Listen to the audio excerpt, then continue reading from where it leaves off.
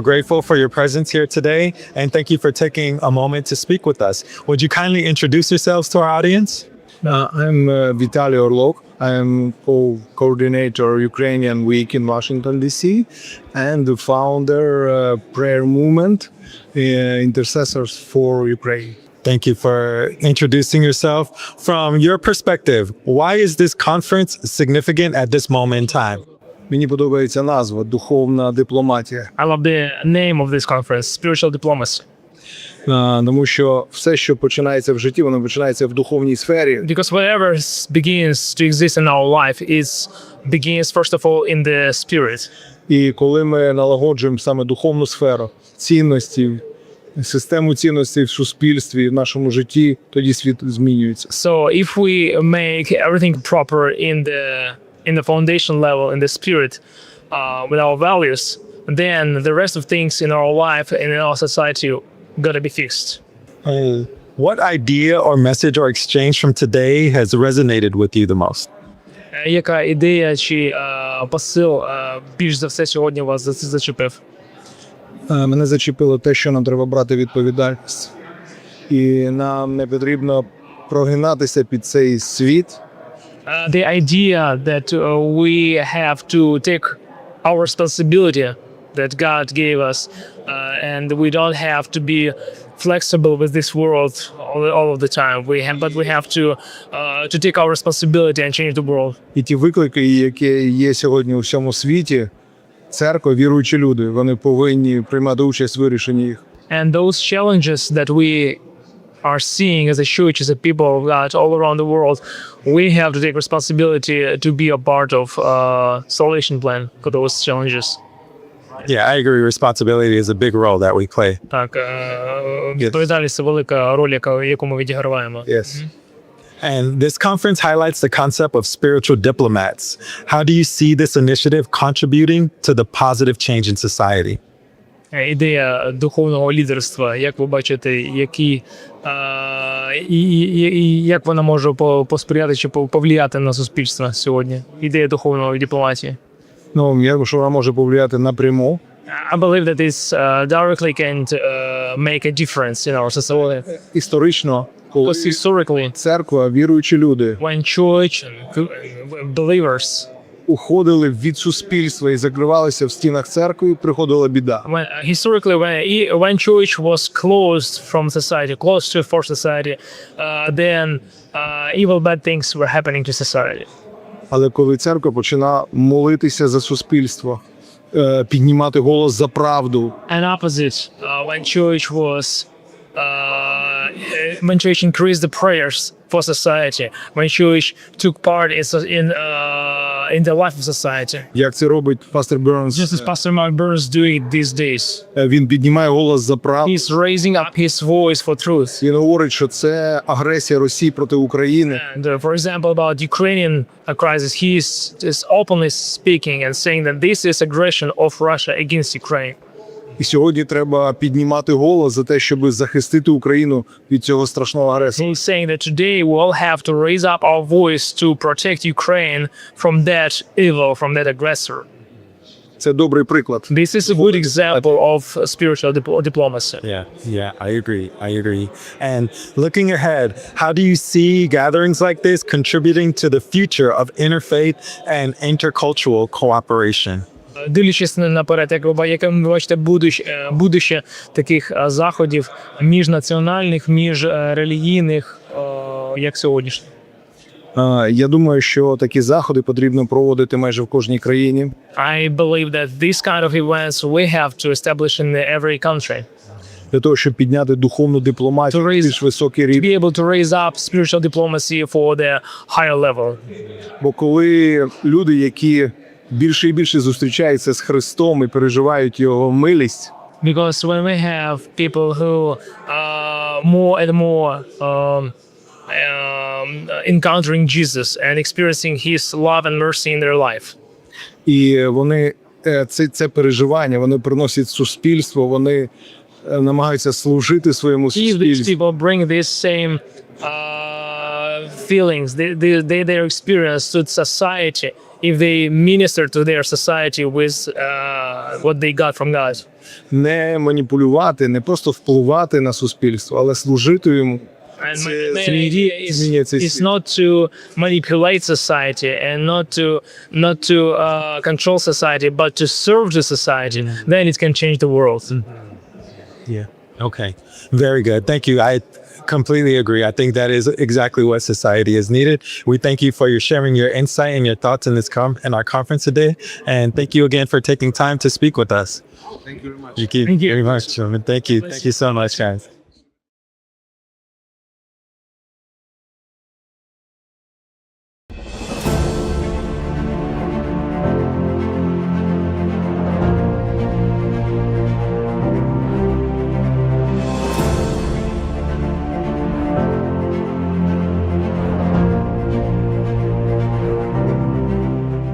Today, we're gathered at the heart of the United States Capitol for International Interfaith Conference, United in Liberty, Rise of Spiritual Diplomats, led by Pastor Mark Burns. We're grateful for your presence here today, and thank you for taking the moment to speak with us. Would you kindly introduce yourself to our audience and tell us what you do? Okay, well, thank you so very much. My name is Cindy Warner. I serve as the state director for the Frederick Douglass Foundation, and I am the strategic partner advisor for America's 250s program. So as we're celebrating America's 250th birthday, I'm out here amplifying voices. Very cool. That's good to know. And from your perspective, why is this conference significant in this moment in time? Gosh, with all the violence and disregard of human dignity, this conference is very enlightening. It helps me to better understand it. I was just listening to one of the moms talk, and she talked about her son was killed in, the Sandy Hook killing. I don't know if I would be that brave to be at the point that she's at of love and forgiveness, but it gave me a lot of food for thought. So I think sometimes we, as humans, need to stop and listen to other struggles and put yourself in their place and say, there is a different way. Totally agree with that. And what idea, message, or exchange from today has resonated with you the most? Going beyond my own little bubble and being able to help those outside of my community, other communities. Today's conference allowed me to see things from a different point of view, not just in my own little pond, but in a larger global way. Yeah. I think that interfaith and so many people from walks of life, different religions and backgrounds, it's really inspiring to see everyone come together under the same idea. Yes, it is. And because I have my own thoughts, perceived concept of what other religions are.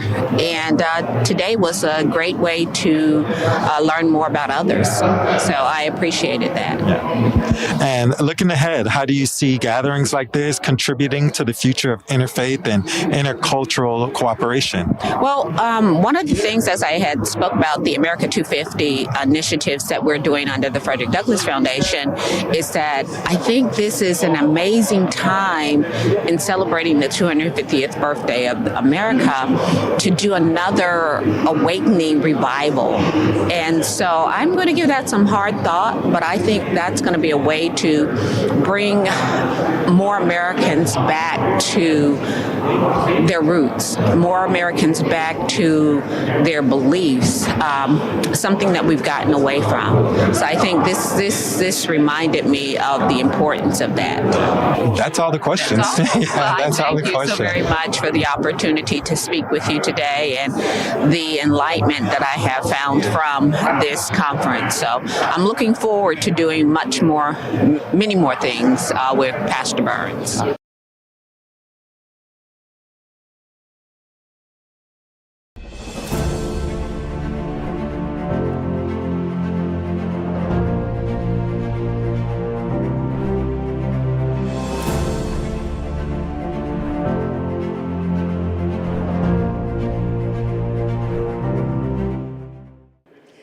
Today we're gathered here at the heart of the United States Capitol in Washington, D.C., in the amazing place that brought together so many wonderful change makers, so many active people, active leaders, pastors, reverends, speakers, for the wonderful conference, International Interfaith Conference, United in Liberty, the Rise of Spiritual Diplomats, led by Pastor Mark Burns. Thank you so much for being here with us today. Thank you for your positive impact that you are bringing to this conference. You will share a little bit later on. And thank you for taking the time to speak with us today. Well, it's my pleasure. And I always adore Pastor Mark Burns. I think he has done amazing things. And so besides him, along with other amazing speakers, it's a great opportunity. I like the interfaith perspectives. I think the creators who want all of us to work like brothers and sisters together to honor God and to make the world better for everybody. So I will talk about the universal principles, truthfulness, compassion, forbearance, and that's been practiced by 70 to 100 million people in 110 countries. And it really transcends across borders, across religions. Compassion, maybe in some religions is described as love, and in another religion maybe called compassion. But those are universal principles. Truth, I think it speaks for all religions, and I think for anyone to be successful, the forbearance, the perseverance is much needed. Thank you so much. And also, we see so many people, so many representatives of different denominations, representatives of the governments of different countries. And in your opinion, how can faith leaders and civic leaders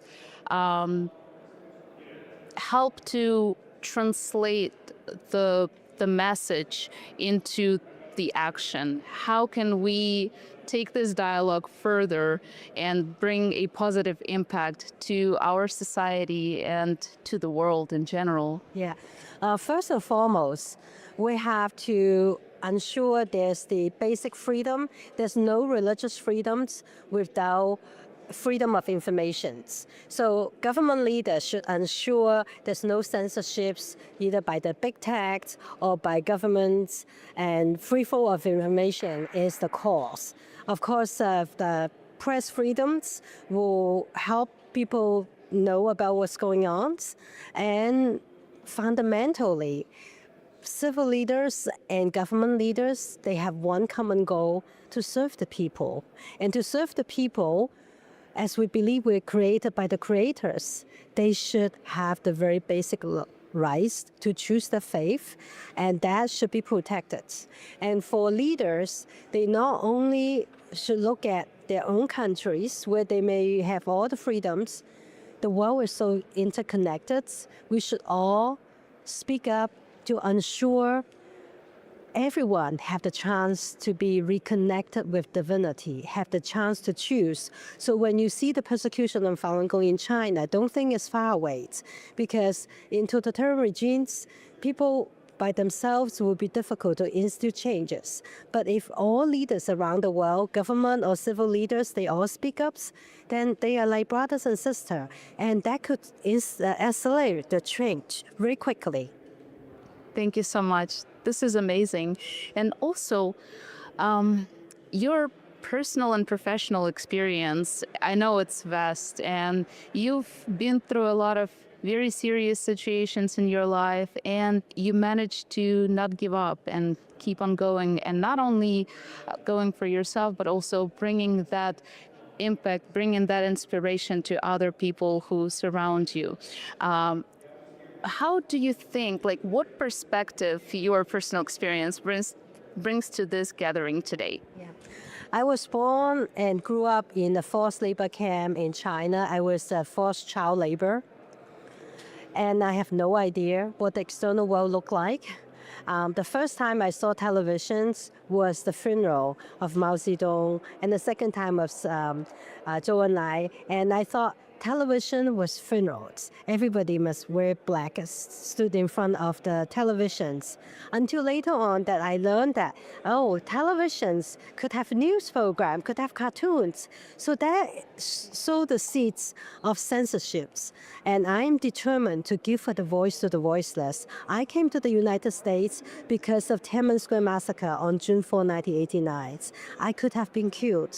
And I could also have been killed, for supporting or practicing Falun Gong based on truth, compassion, forbearance. The fact that I am alive today at the Canon Congressional Buildings as a speaker, as a spiritual diplomat, I should give a voice to the voiceless.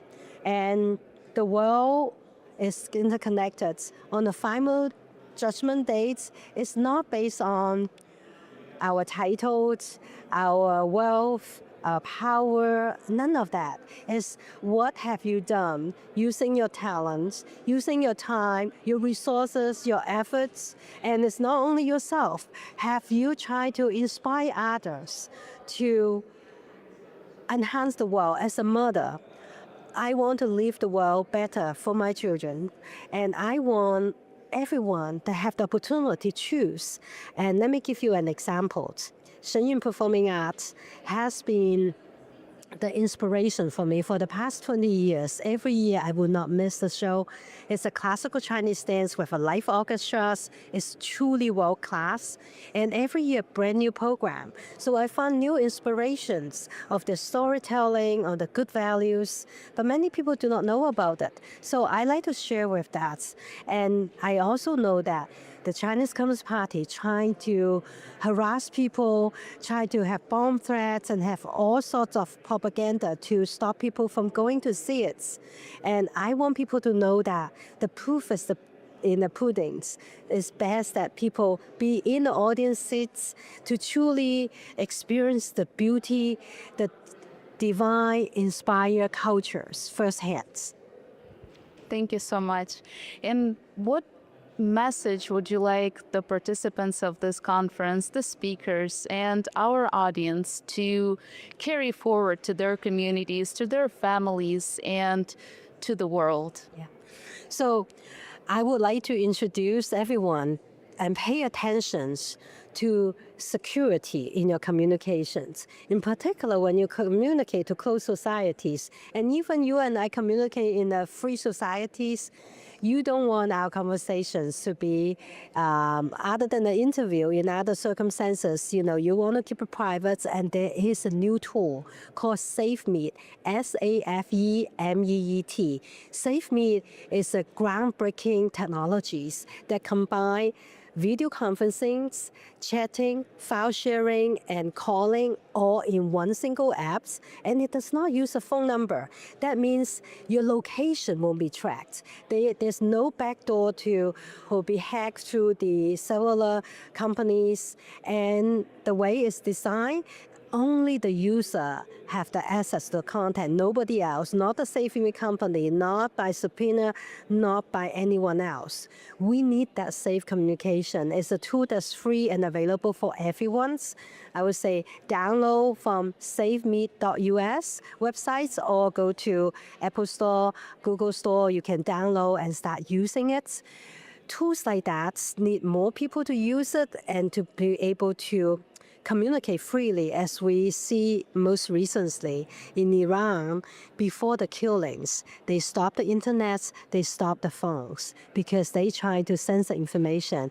And it's best that you have a alternative communication tools in the event of natural disaster or some other things happening, because SafeMeet has its own ecosystem. It's not stored on any of the big tech cloud system that's very vulnerable for cyber attacks.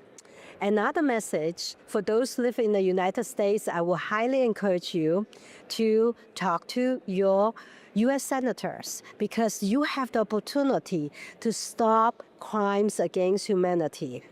As we speak now, every day, every minute, every second, someone in China are being killed for their organs.